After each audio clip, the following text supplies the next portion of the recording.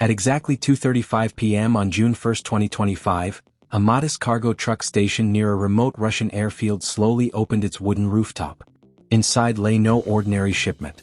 Instead, it concealed the beginning of one of the most sophisticated and unexpected military operations of the decade.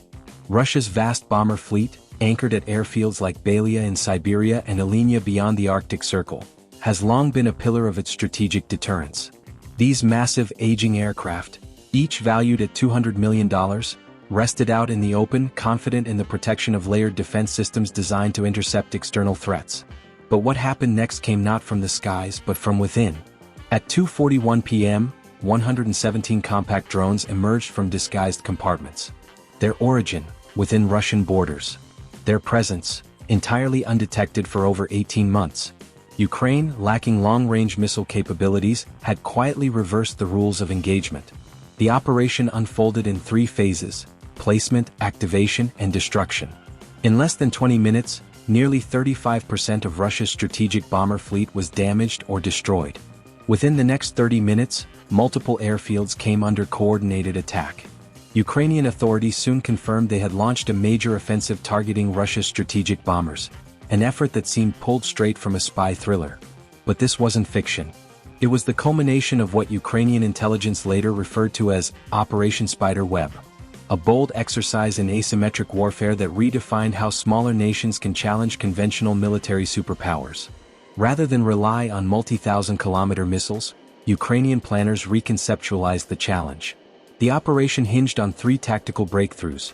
First, a new generation of first-person view (FPV) drones, each outfitted with AI software and guided by detailed 3D imaging of Soviet aircraft gathered from a domestic aviation museum. Each drone cost just $500 to assemble. Second, the development of camouflaged launch units disguised as wooden sheds or temporary site offices, vehicles capable of bypassing border checks without raising alarms. And third, the construction of a covert logistics and command network operating inside Russia itself, functioning undetected for a year and a half. Astonishingly, with a control node positioned near a federal intelligence facility. Russia's multi-layered air defense matrix, centered around the formidable S-400 missile system and an extensive radar network, was conceptually strong but practically flawed. These systems assume threats originate outside the homeland. Their radars scan border skies, internal checkpoints look for people, not weapons. That left a fatal blind spot. Russia's billion-dollar bombers, left exposed on outdoor runways, had become unintended monuments to outdated assumptions about distance and invulnerability. Ukrainian strategists seeking to exploit this flipped the paradigm. At the close of 2023, Vasyl Maliuk of Ukraine's National Security Service introduced a radical new idea: not to send weapons to targets, but to pre-place them covertly near the objective, awaiting only an activation signal. Executing such a plan presented daunting technical challenges. FPV drones have limited range, typically no more than 15 kilometers. The system required simultaneous action across multiple time zones. Remote piloting was not feasible.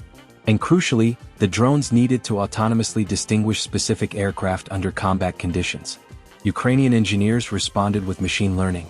They used archived 3D scans from a domestic aircraft museum to train neural networks capable of recognizing Tu-95s, Tu-M3s, and A-50s by profile, engine layout, and visual markers. These drones learned to navigate without GPS, using inertial guidance and visual processing, making them resistant to jamming. Meanwhile, the launch mechanism received its own innovations. Engineers created mobile shed launchers, with concealed hydraulic roofs. They blended in perfectly with ordinary industrial cargo. Russian checkpoint officers saw them as construction supplies, and intelligence systems never noticed their deployment. By May 2025, Ukraine had embedded these launch systems near 4 Russian airfields.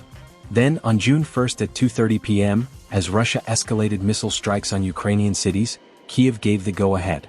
The timing was precise, coinciding with peace talks in Istanbul and spanning 3 time zones with encrypted synchronization.